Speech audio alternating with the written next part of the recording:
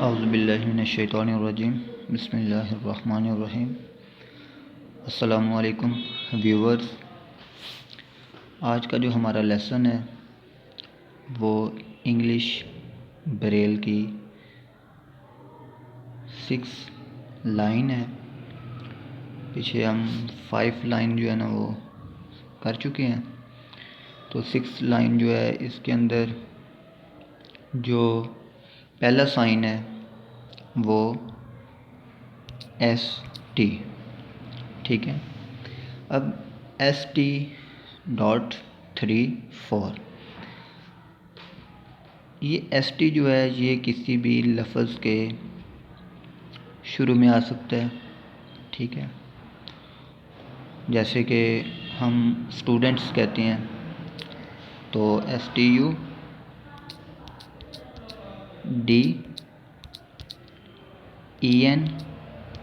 और T, ठीक है।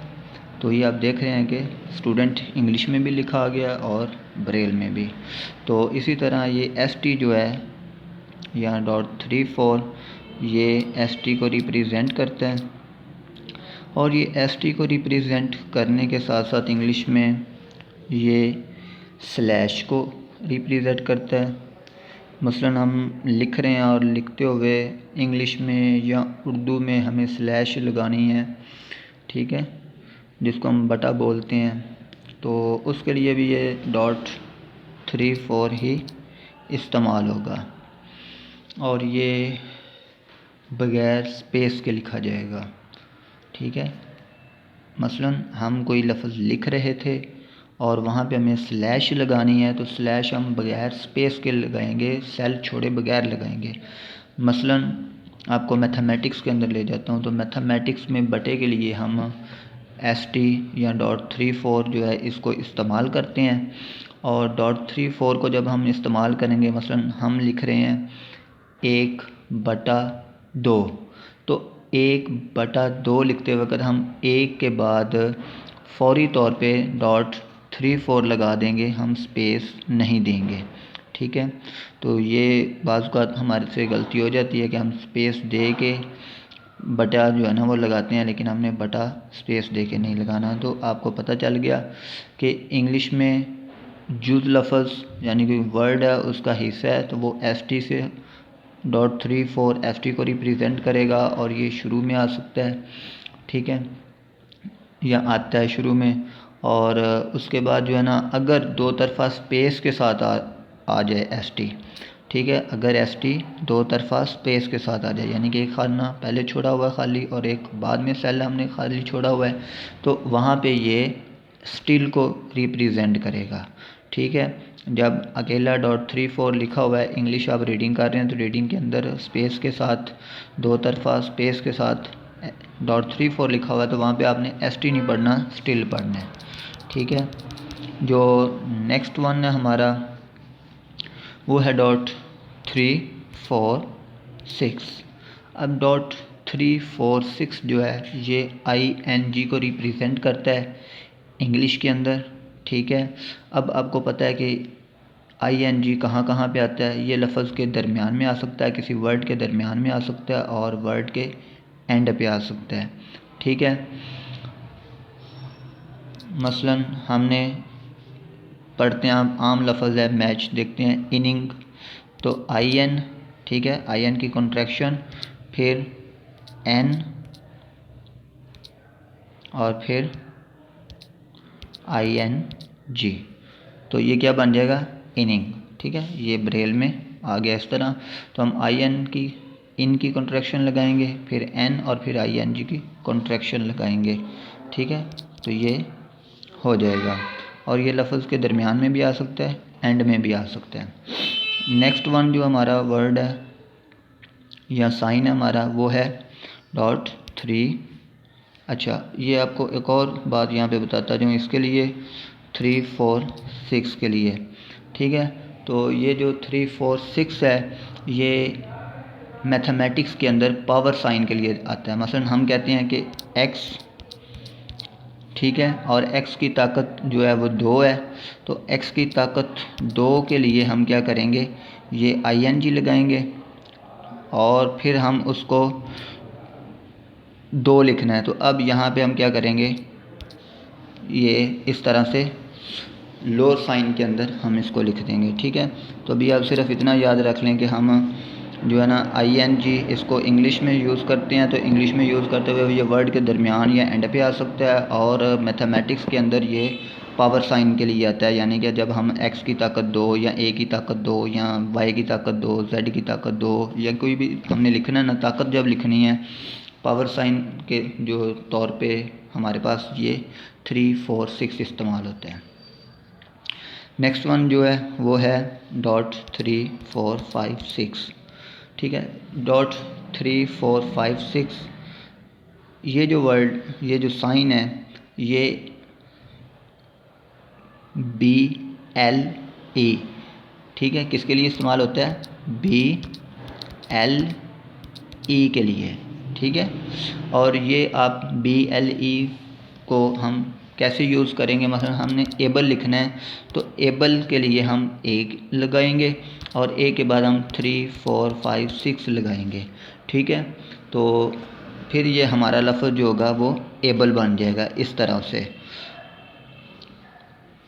उसके बाद मैथमेटिक्स की बात करते हैं, तो ये 3, 4, 5, 6 मैंने आपको मैथ का जब काउंटिंग बताई थी तो उसमें आपको बता दिया था कि 3, 4, 5, 6 हम जो है ना वो मैथमेटिक्स में नंबर साइन, न्यूमेरिकल साइन या निशाने गिनती इसको कहते हुए इसको यूज़ करते हैं। और ये इसके बाद हम क्या करेंगे, कोई भी गिनती लिख सकेंगे, ठीक है। अदरवाइज़ हमारी गिनती उस तरह से वो नहीं होगी।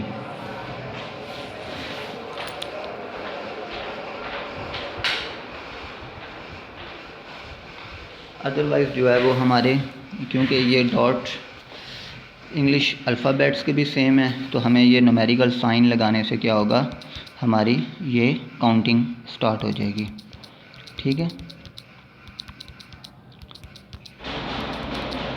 इस तरह।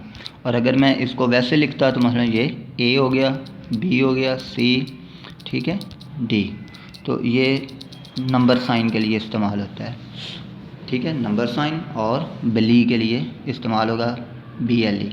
अच्छा, अब जो BLE है ये लफ्ज़ के दरमियान में आ सकता है और लफ्ज़ के एंड पे आएगा, ना तो ING शुरू में आता है ना ही BLE शुरू में आता है। नेक्स्ट वन जो है हमारा वो है .3 हम अपॉस्ट्रोफी के लिए इस्तेमाल करते हैं। मसलन हम अपॉस्ट्रोफी का आपको पता ही होगा कि हम कोई नाम लिखते हैं और एंड पे एस आता है, इससे पहले हम क्या करते हैं, उसको एक कॉमा ऊपर लगाया होता है, तो उसको हम अपॉस्ट्रोफी कहते हैं। मसलन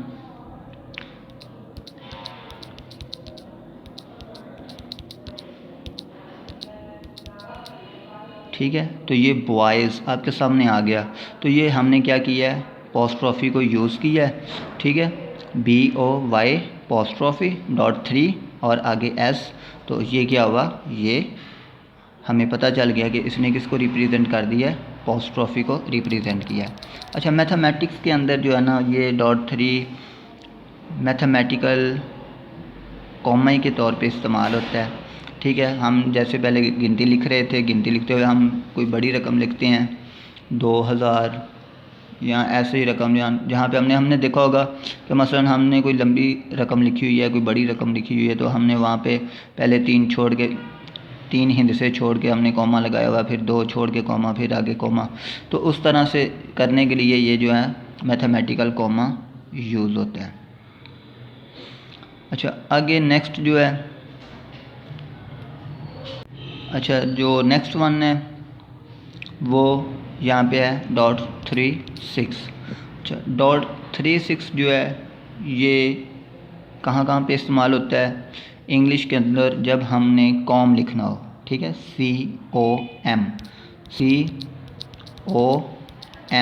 कॉम, ठीक है, जैसे कंप्यूटर, ठीक है, या कोई और लफ्ज़ है तो हमने कॉम लिखना है, तो कॉम के लिखने के लिए हम क्या करेंगे, सिर्फ .36 इस्तेमाल करेंगे, और ये .36 जो है कॉम को रिप्रेजेंट करेगा और ये लफ्ज़ के सिर्फ शुरू में आएगा।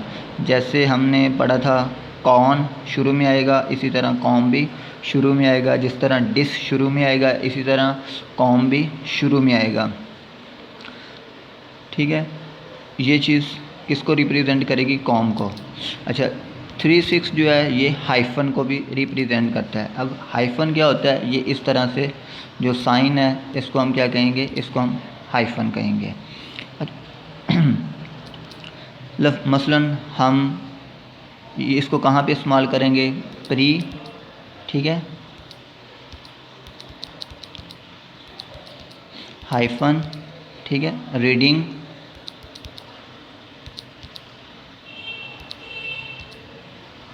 ठीक है। कल आपको बताया था कि EA को ये सॉफ्टवेयर पिक नहीं कर रहा, तो मैं दोबारा उसको EA, ठीक है, प्री रीडिंग, READ आगे ING, ठीक है। तो इस तरह से ये देखें, ये आपके पास प्री रीडिंग इंग्लिश में लिखा हुआ भी आ गया और ब्रेल के अंदर लिखा हुआ भी आ गया है। तो प्री, PRE, प्री के बाद हमने हाइफन लगाया .36 और फिर आगे रीडिंग READING। लेकिन जब आप ब्रेल के अंदर लिख रहे होंगे तो आपको पता है कि EA के लिए हम .2 यूज़ करते हैं। कौन सा डॉट यूज़ करते हैं? .2। तो ये EA को रिप्रेजेंट करता है। तो आप R के बाद .2 आपको लिखा हुआ मिलेगा, तो आपने क्या करना है? उसको EA पढ़ना है, आगे D और ING की आगे कॉन्ट्रैक्शन। तो इस तरह ये प्री रीडिंग हो जाएगी। तो ये थी आज की 6 लाइन, ठीक है, जो कंप्लीट होगी। इसको याद करें, इसकी प्रैक्टिस करें, अपना बहुत सारा ख्याल रखें। अस्सलाम वालेकुम, अल्लाह हाफिज़।